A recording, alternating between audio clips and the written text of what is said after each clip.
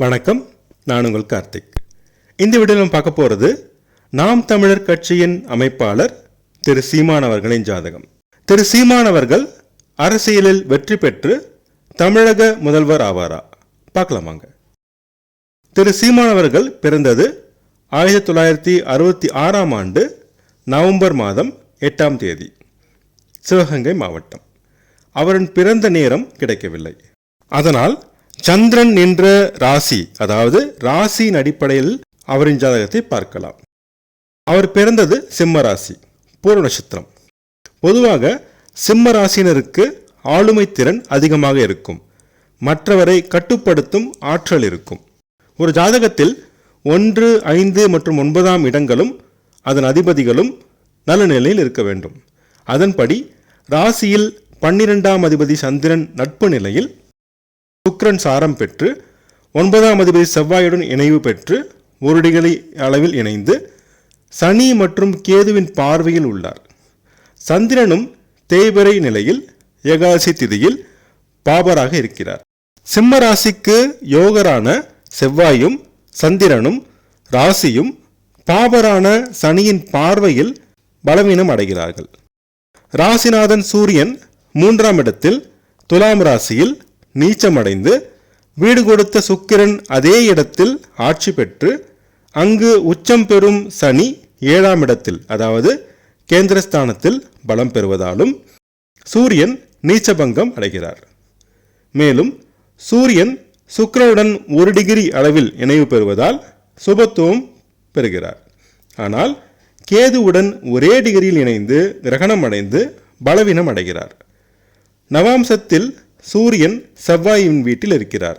ஆக ராசிநாதன் சூரியன் சுமாராக நிலையில்தான் இருக்கிறார். இந்த அமைப்பால் இவர் மிகுந்த தைரியமும் துணிச்சலும் உடையவர், கொண்ட கொள்கையில் உறுதியானவர், யாருக்கும் அஞ்சாதவர், பல துறை அறிவும் ஞானமும் உடையவர், ஒரு போராளியின் குணம் இருக்கும். சுக்கிரன் ஆட்சி பெற்று கேதுவுடன் நெருங்கி இருப்பதால் கலைத்துறையில் ஆர்வம் பெற்று சாதனைகள் படைத்தார். அதே நேரம் அதிக கோபமும் அவசர குணமும் விவேகம் இல்லாமையும் மிகுந்த பிடிவாதமும் இருக்கும். தெளிவற்ற மனமும் முடிவெடுப்பதில் தடுமாற்றமும் இருக்கும். இந்த குணங்களை அவர் சிறிது மாற்றிக்கொள்ள வேண்டும். நண்பர்கள், பங்குதாரர்கள் கூட்டணி அமைக்கும் பொழுது கூட்டணி கட்சியினர் உடன் சிறு பிரச்சனைகள் வரும். பெண்களால் எப்பொழுதும் பிரச்சனை இருக்கும். அந்த விஷயத்தில் அவர் எச்சரிக்கையாக இருக்க வேண்டும். அடுத்து 5ஆம் இடத்தை பார்க்கலாம். 5ஆம் இடமான தனுசு ராசியில் எந்த கிரகமும் இல்லை. கேதுவின் பார்வை உள்ளது. 5ஆம் அதிபதி குரு பகவான் 12ஆம் இடத்தில் உச்சம் பெற்று திக்பலத்துக்கு அருகில் உள்ளார். உச்சம் பெற்ற குரு பகவான் சனியின் சாரம் பெற்று நவாம்சத்தில் செவ்வாய் மற்றும் ராகு மற்றும் பாபரான தேய்பிறை சந்திரனின் இணைவு பெற்று துலாத்தில் இருக்கிறார். இதனால் குரு பகவான் ஓரளவு நல்ல நிலையில் இருக்கிறார். 5ஆம் இடம் பதவிகளையும் புகழையும் குறிக்கும் இடம் ஆகும். 5ஆம் இடமும் 5ஆம் அதிபதியும் ஓரளவு சுமாரான நிலையில் இருக்கிறார்கள்.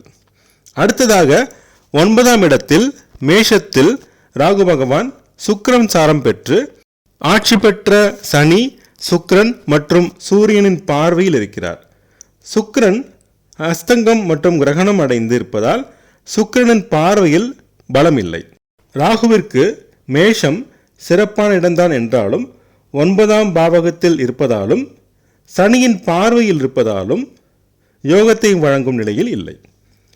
9ஆம் அதிபதி செவ்வாயும் சிம்மத்தில் நட்பு நிலையில் இருந்தாலும் சனியின் பார்வை பெற்று பாபரான தேய்பிறை சந்திரன் இணைவு பெற்று கேதுவின் பார்வையும் பெற்று சுக்கிரன் சாரம் பெற்று நவாம்சத்தில் சந்திரன் ராகுவுடன் இணைவு பெற்றிருப்பதால் சிறப்பான நிலையில் இல்லை. ஆக 9ஆம் இடமும் 9ஆம் அதிபதியும் நல்ல நிலையில் இல்லை.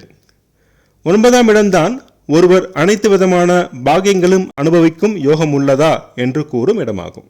ஒருவர் பெரும் புகழ் அடைய வேண்டுமென்றால் ஒளி கிரகங்களான சூரியனும் சந்திரனும் நல்ல நிலையில் இருக்க வேண்டும். முன்பு பார்த்தது போல சூரியன் சுமாரான நிலையில்தான் இருக்கிறார், சந்திரன் நல்ல நிலையில் இல்லை. ஒருவர் அரசியலில் வெற்றி பெற்று பதவிகளை அடைய வேண்டுமென்றால் 10ஆம் இடமும் 10ஆம் அதிபதியும் சூரியன் மற்றும் சிம்மமும் சிறப்பாக இருக்க வேண்டும். 10ஆம் இடத்தில் எந்த கிரகமும் இல்லை. குரு பார்வை பெற்ற தனித்த புதனின் பார்வை 10ஆம் இடத்திற்கு உள்ளது. இது சிறப்பான அமைப்பாகும். 10ஆம் அதிபதி சுக்கிரன் 3ஆம் இடத்தில் ஆட்சி பெற்றாலும் சூரியனால் அஸ்தங்கமடைந்து கேதுவோடு கிரகணம் பெற்று உள்ளார். முன்பு பார்த்தது போல சூரியன் சுமான நிலையில்தான் இருக்கிறார். சிம்மத்தில் பாபரான தேய்பிரை நிலையில் ஏகாதசி திதியை அடைந்த சந்திரனும் செவ்வாயும் இருந்து சனி மற்றும் கேதுவின் பார்வை பெற்று பாபத்துவம் பெறுகிறது. அதனால் சிறப்பாக இல்லை.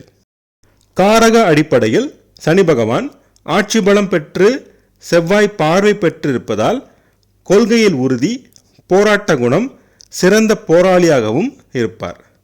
சனி பகவான் பொதுமக்களை குறிக்கும் கிரகம் என்பதால் பொதுமக்களின் பெரும் ஆதரவு இவருக்கு கிடைக்கும். குரு பகவான் உச்சம் பெற்று இருப்பதால் உயரிய குணங்கள், பெருந்தன்மை, மேன்மையான சிந்தனைகள், வாக்குவன்மை, பேச்சாற்றல், மக்களின் ஆதரவு இருக்கும். வீடியோவின் ஆரம்பத்தில் சொன்னது போல திரு சீமான் அவர்களின் பிறந்த தேதி மற்றும் இடம் மட்டும்தான் கிடைத்தது. பிறந்த நேரம் கிடைக்கவில்லை. பிறந்த நேரம் கிடைத்தால்தான் லக்னம் அமைத்து தசாபுத்தி கணக்கிட்டு துல்லியமான பலன்களை கூற முடியும். சந்திரனின் நிலையை மட்டும் அடிப்படையாக கொண்டு பார்த்ததில் அவர் புகழடைவார், மக்களின் ஆதரவு பெறுவார்.